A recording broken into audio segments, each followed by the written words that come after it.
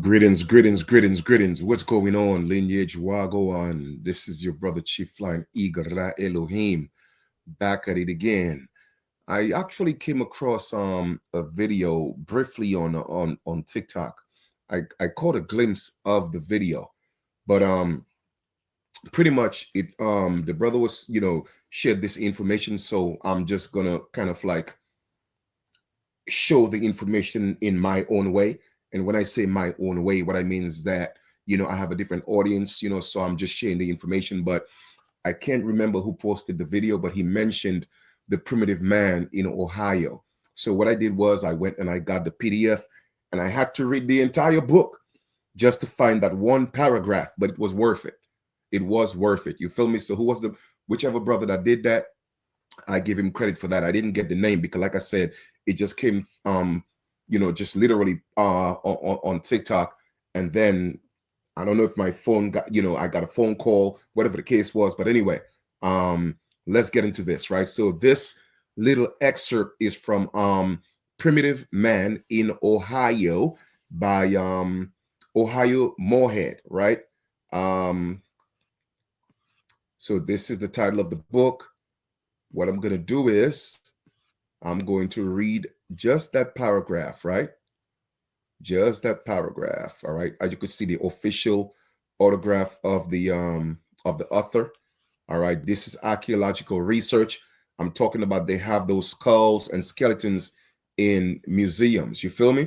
So we have paper trail, we have archaeological research, Primitive Man in Ohio, and that's written by Warner K. Moorhead. All right. Warren K. Moorhead. I'm going to get right into the joint. All right. So let me stop sharing this and we're going to go here. Give me 1 second. Let me get back to that. Share my screen once more.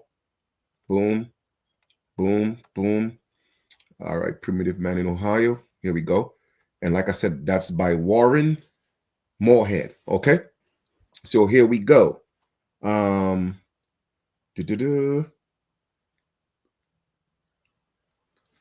So here we say it goes. All right. The sketch given in the faithful reproduction of the fragments of the cranium now in our possession from mound number 3. All right. So they excavated, like, I think about 15 to 20 something mounds, right? And I'm talking about they were finding skeletons, even families buried together. You know what I'm saying? As even communities buried together. So they excavated them. They did the research and they carbon dated them and everything, right? But here's the description of what they're saying. It says, okay, let me just pull that up for you because I want everybody to see this. Okay, here we go. I will make sure I post the link of the PDF so you guys can have it yourself. All right. We cannot overlook the fact that the crania and the skeletons examined by us, many of them excavated by our own hands. So we are talking about first-hand account. We're not talking about he say, she say. We're talking about archaeological, historical proof. You feel me? It's by our own hands. Approach somewhat. What does it say? The Negro in their anatomical characteristics. In other words, in their body type, their physical attributes is of the Negro. And he says they are those of an inferior race with strong meso and brachycephalic affinities. All right. So basically, that word is talking about the shape of the skull. You feel me? But anyway, it says they are for inferior race. It's okay. They always call our people inferior, and it's cool. Let us ignore that. But this is what's even more interesting. It says, none of the characteristics of the Mongolian or of the Mongoloid types are present in any of the Ohio crania which we have examined. They're talking about the Ohio mound builders. They said none of them, not even one, not a single one, not even 0.1% of those cranias, okay, and skeletons that they excavated, and trust me, it was a whole lot of them. Okay, they said none of them have the characteristics of Mongolians or of the Mongoloid types, all right, are present in any of the Ohio crania which we have examined. They are evidently those of the people whose racial type, all right, whose racial type created and fixed on the American continent. In other words, the American race. My brothers and sisters, I've been telling y'all, we are the Americans, the only Americans. American is a race, and that's us. And that is us. But what I did, I went to, with that information, I went to Google and I posed the question.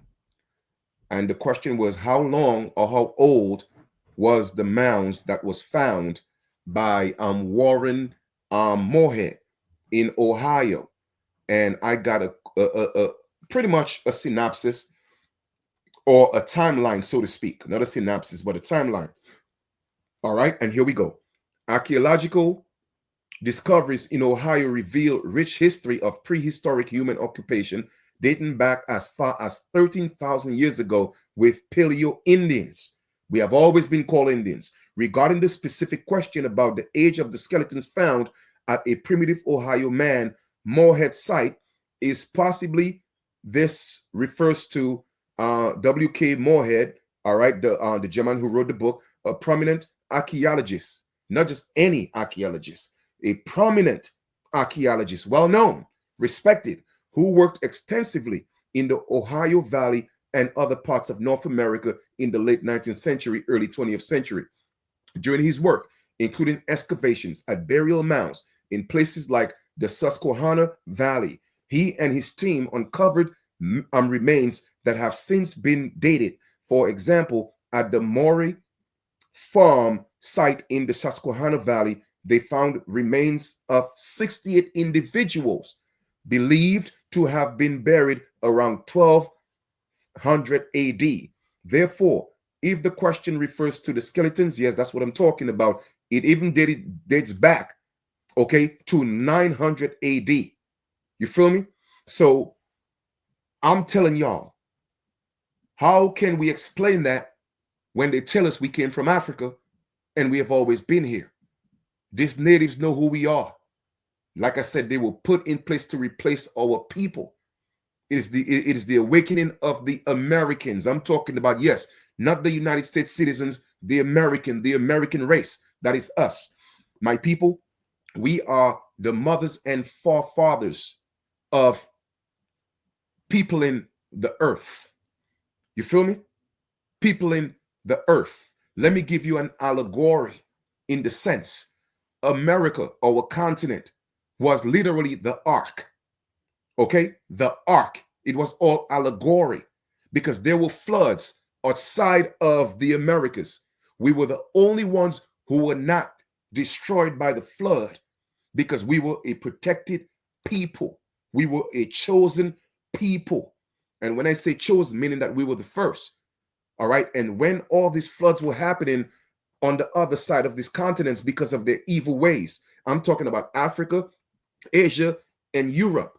Even go all the way to the 13th century, the Black Plagues. What happened to them? Because they were an evil people, black, pale. You feel me? That's what it means. Sordid, swat, filthy, dirty, evil, wicked. That was them. You feel me? So they were being plagued out and destroyed. All right. And they were flooded. So they had to be brought into the Americas to be saved. And then how would I put it? Redispersed after the flood back into Africa, Asia, and Europe. But America was the ark. You feel me? Now, I know a lot of you haven't heard this before, but I'm telling you, it's real. It's real. So let us come together. We have to bring back order in our land and then in the rest of the world until the mothers and fathers of man have been restored and respected. There will never be order in our land and on earth. And that's a fact. Like I said, I'm going to put the link for that book in the description. You could read the entire book. I had to read the entire book just to find out at the end. That's where that little bit of information was. But you know what? It was worth it. I love to read. Reading is fun for the mental. Once again, man, this is your brother Chief Flying Eagle. Ra Elohim, dropping them jams. I appreciate love everybody that's playing their part. But like I told y'all before, I was sent for a special purpose. You feel me? To restore my people. Everything is already in place. My email is in the link below. Let's do this. I know exactly what to do, how to do it. All right? Let's make this thing happen, man. Peace.